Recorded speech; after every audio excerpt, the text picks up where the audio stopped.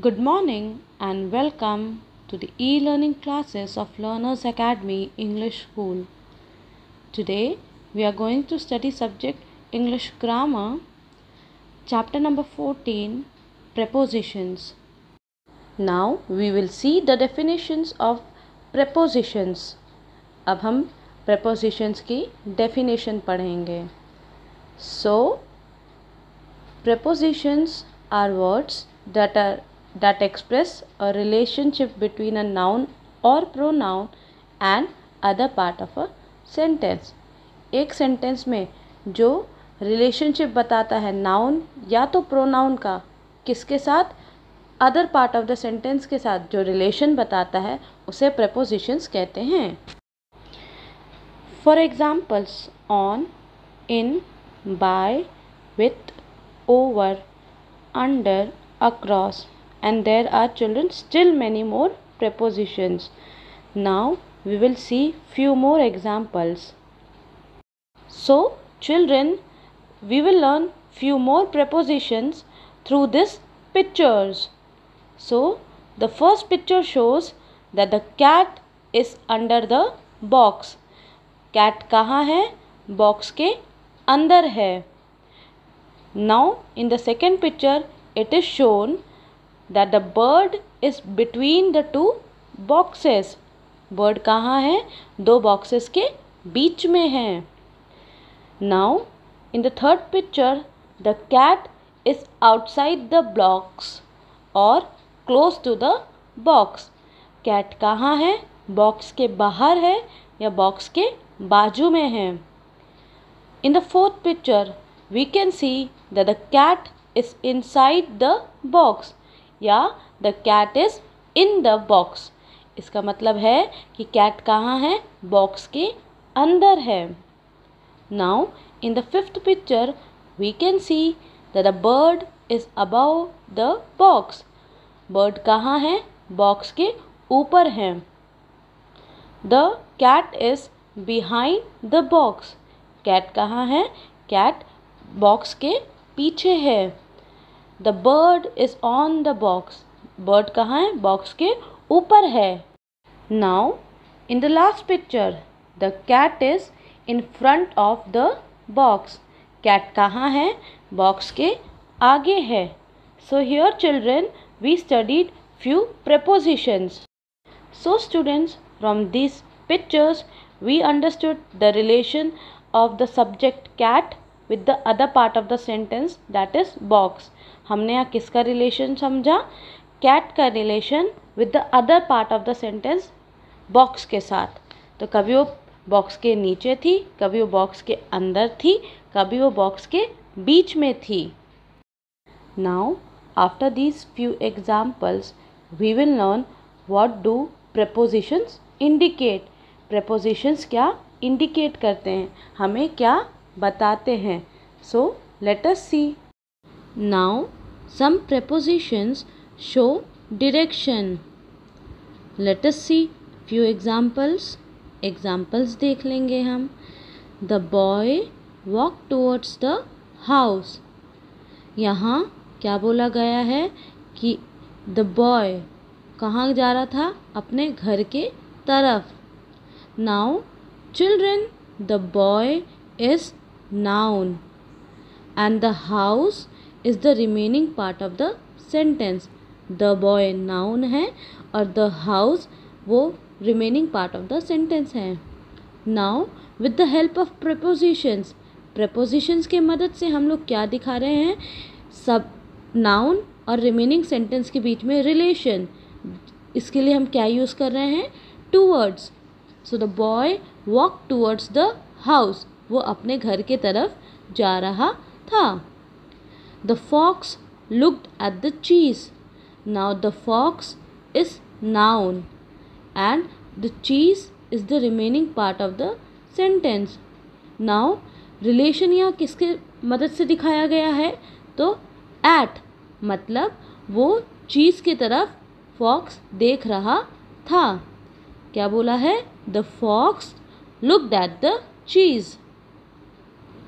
The children walked through the jungle.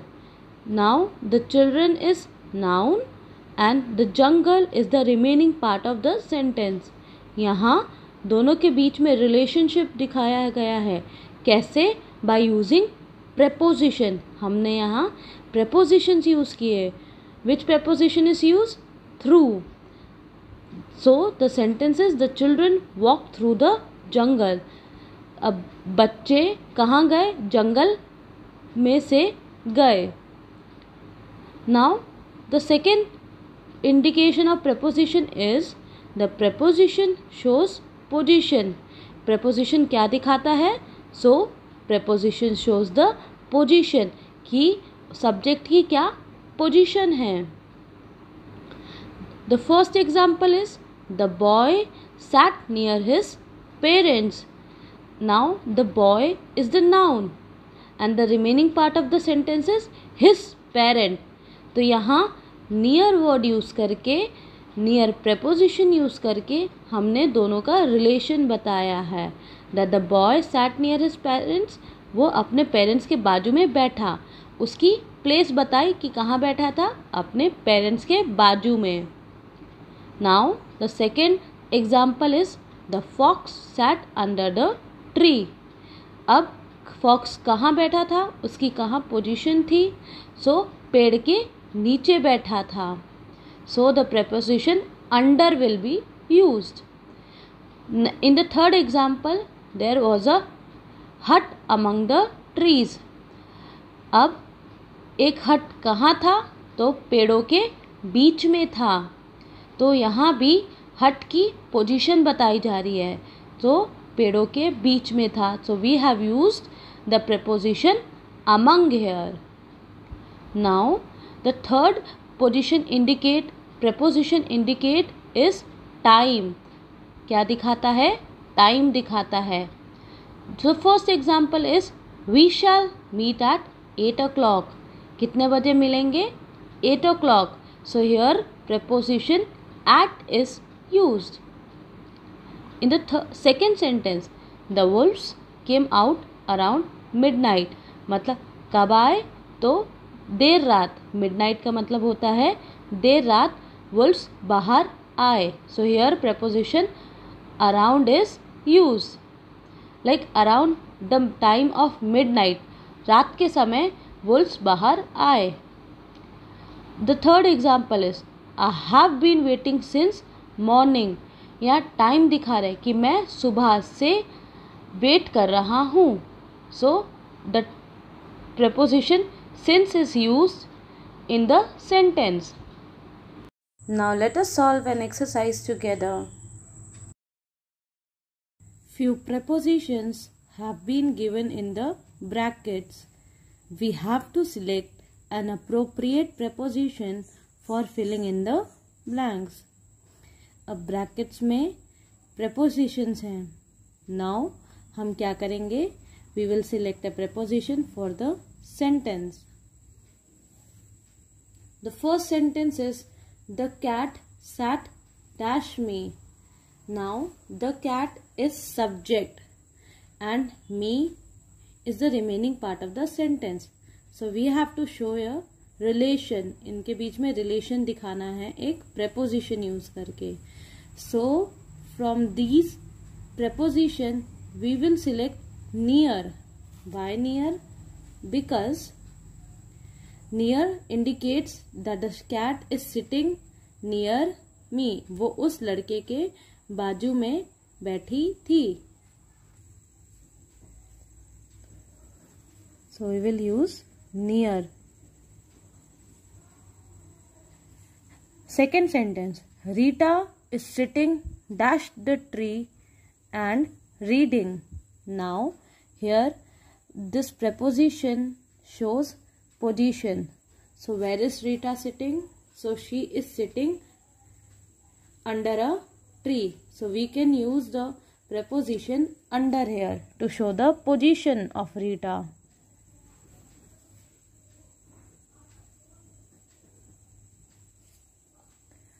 The third sentence is Tina is playing dash Meena.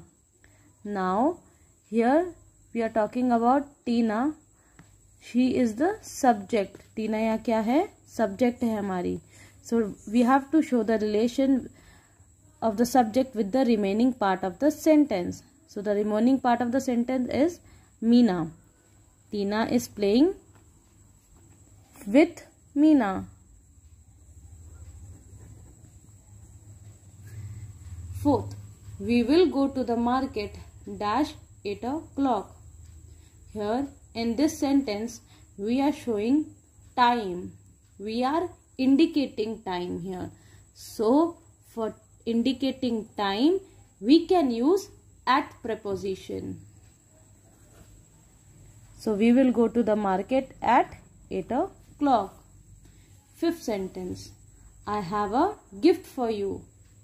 So here we can use the preposition for. कि मेरे पास आपके लिए एक gift है. I hope preposition is clear to you all. If you have any doubts, your doubts will be solved in the doubt clearing session on Wednesday. Thank you for watching this video.